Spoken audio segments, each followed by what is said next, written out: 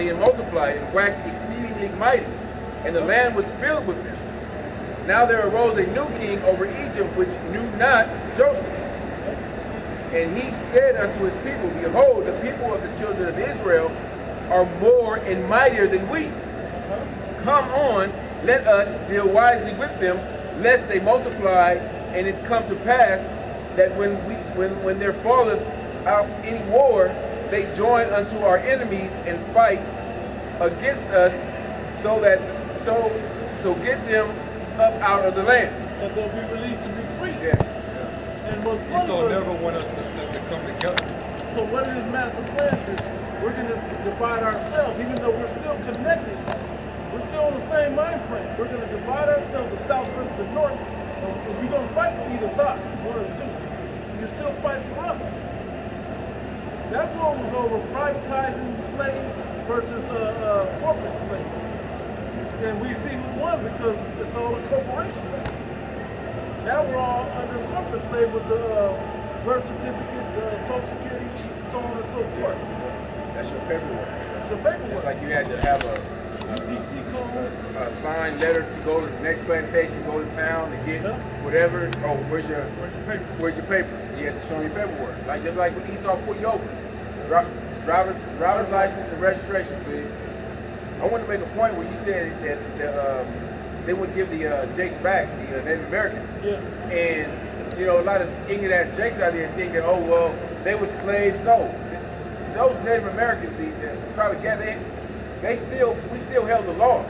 You know, we were still spiritual, where we didn't put the same rigor on our brother as Esau. You know, Esau did to us. But we showed you know that work. Yeah. I got the law in there. We're gonna build it up. It's Exodus 21:1. Now these are the judgments which thou shalt set before them. If thou buy a Hebrew servant 6 years, he shall serve, and in the 7th he shall go out free for nothing. So meaning he didn't own any debt. He didn't owe his I won't say master, but his employer you know, anything. He worked for him 7 years, but while he was working for him, he didn't get beat, he didn't get whooped, he didn't get buck broken. You know, he was treated with respect. You know. Rape his wife. Yeah. Having the son bang out his mother. Yeah. Where you get the term motherfucker. Yeah, all type of inhumane shit. Crazy. Breaking our teeth out of our mouth, forcefully feeding us. Yeah. Derby dose. I got a precept for that. Ecclesiasticus 33, and I'm starting 25. If thou set thy servant to labor, thou shalt find rest. But if he go idle, no. Yeah, verse 30. Verse 30, if thou have a servant, let him be unto thee as thyself, because thou hast bought him with a price. If thou have a servant, entreat him as a brother, for thou hast need of him, as of thine own soul. If thou entreat him evil, and he run from thee, which way wilt thou go to seek him? How you gonna persuade him to come back? You treated him wrong. Yeah. You know? And when you think about that, even I'm trying to get a line that you just read, treat him as thyself. Will you put that first thing about the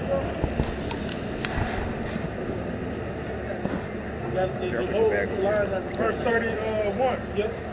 If thou have a servant, entreat him as a brother. Yep.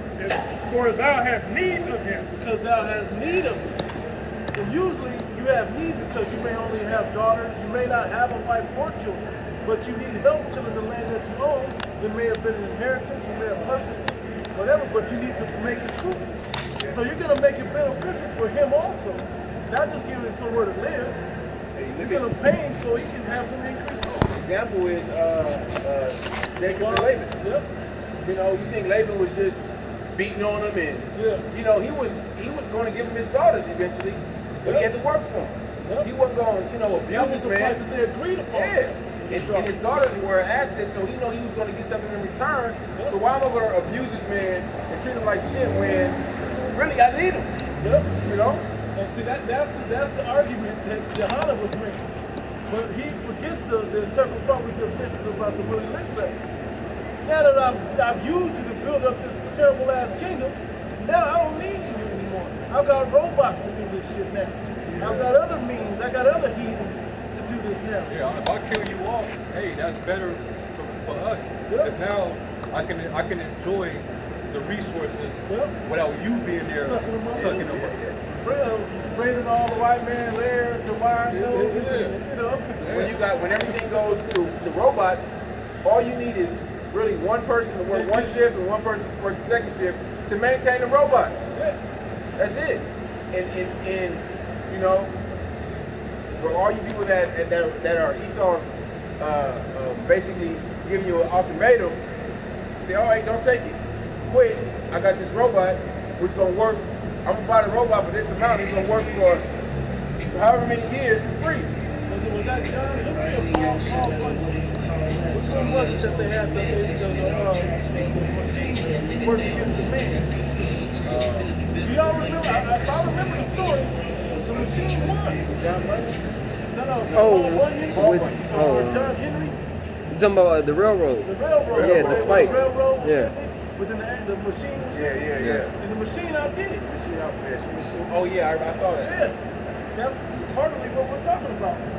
It's just a futuristic or a modern term of the same thing. You found it before? So Sirach chapter 4, verse 30. It says, "Be not as a lion in thy house, nor frantic among thy servants." Yes.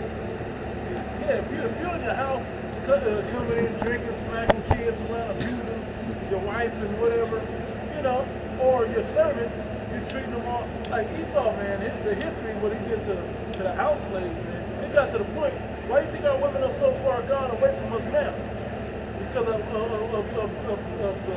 the torturous abuse he gave them. Sexual abuse, mental abuse, physical abuse. Hey, They showed that in Birth of a Nation. kind. They took Jake's wife. Yep. And he won her. He won her. Right. She got to come in. Jake was Hey, that like, was in Django. I was about to say that too, bro. Django was wild. so he didn't care if he was married. If he had a thing for your wife, he'd take her into the house, and you have to let him do what he do. What's the one movie? 12 Years a Slave. Remember the one little skinny Jake chick that he was abusing. Yeah. And he allowed his wife to abuse one. No longer, whatever her name is. Yeah, it wasn't. Gad wasn't doing that to Jake. Nah, That shit was happening with Esau. that's it. So that's why, sometimes always say, that's why the punishments of Esau is going to be so harsh. That's why we gonna be relentless. Right? Nobody has it. I'm going to go back to Hey, and it's spiritual too, because wasn't the firstborn was Reuben, right? Yeah, the first. So it's like the big brother watching over the younger brothers, you know.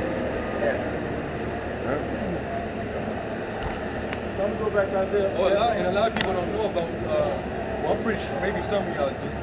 But going back to the time of the Spanish colonialism, you know, down in Mexico and Central South America, you had a Jake by the name of Vicente Guerrero, and he actually helped to stop the colonization, even though eventually they ended up moving in and expounded or whatever. But he resisted and defeated a Spanish army. This was a Judite that was down there, you know, amongst Issachar, man. Right. You know, you can actually look him up, Vicente Guerrero. You know, and also another one, what's his name? Gaspar Yenga. Look him up too. Right. So we at one point in time we used to come together when we had these revolts against this devil. Right. Esau made sure he knew what to do to divide us, man. You know? But now this is what he's afraid. This is a threat to him. And we ain't even talking about picking up weapons, overthrowing the government or nothing like that, because we're not carnal. But the fact that we're able to be gathered through the Spirit, that's what terrifies these devils. And now we're coming back to who we are, man. You know, we're standing back on our feet as a great army. There's brothers worldwide standing in the spirit of boldness, man. And we know there's going to be sellouts. That's without question. You know, Hey, just like in slave time. yep. It's always sellouts. House nigga running back. Spot our liberty and come back and snitch. Look, master, look, they doing this and that. This is what they about to do, this and that. You know, but they ain't gonna have nothing concrete on us. But not realizing, well, Esau like, fuck, kill him too. Just kill him, get rid of all of them. Now realizing the moment he moves on the elect, that's when the Heavenly Father's gonna come and set up that standard. The elect is preaching, 100% truth. I got Ezekiel 37. I got it. Ezekiel 37 and 15. The word of the Lord came again unto me, saying, Moreover, thou son of man, take thee one stick and write upon it, for Judah and for the children of Israel, his companions. Then take another stick and write upon it for Joseph, the stick of Ephraim, and for all of the house of Israel, his companions. And join them one to another into one stick, and they shall become one in thy hand. And when the children of thy people shall speak unto thee, saying, without... It's the first time the northern and the southern kingdom came together in a long time. Remember, we got, during the time of Solomon, split happened. And when the split happened, we became rivals. That little rivalry that we do have amongst each other is nothing. But that's amongst Jake in the world. Once you wake up to who you are and you understand this, you're like, man, what the hell? You know? But now the Lord is bringing us back together. And Esau capitalized on the division between the north and south. Verse 17, and join them one to another into one stick, and they shall become one in thine hand. And when the children of thy people shall speak unto thee, saying, wilt thou not show us what thou meanest by these?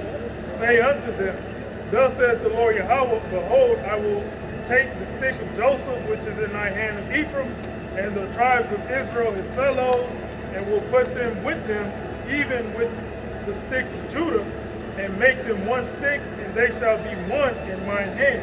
Now, just for you brothers that one day may come across some Mormons, they're going to try to use this to say the stick of Joseph is Joseph Smith, to tie in the Book of Mormon.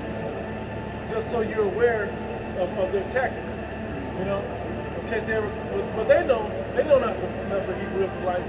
I think they've been given the order to stay the hell away from us. When they realize who we are, they run like a play. But they don't want to be on camera. That's the thing. Yeah.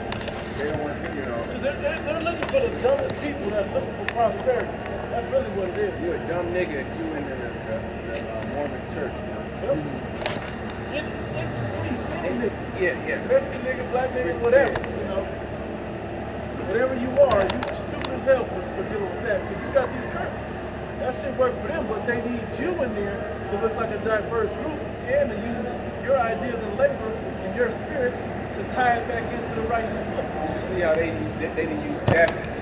Yeah, they love They love Jaffa, man. Jaffa's through. Jaffa's go on missions for it. I got something. This is Baruch chapter 2 and verse 30. For I knew that they would not hear me, because it is a stiff-necked people. But in the land of their captivity they shall remember themselves, and shall know that I am the Lord their power, and I will give them a heart and ears to hear.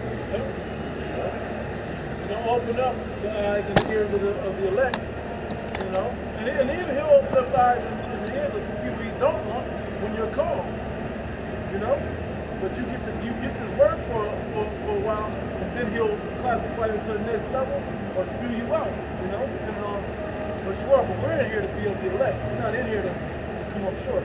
I'll finish this. And they shall praise me in the land of their captivity, and think upon my name. On that name, man.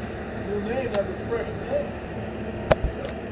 Like that name says, so what is the one that says, till you establish my name upon the earth? Give them no rest until he Yeah. Jerusalem. There's another one about his name. There's another one that said, I think it's a song. I think it is the Psalms too. Yeah. Anyway. And return from their stiff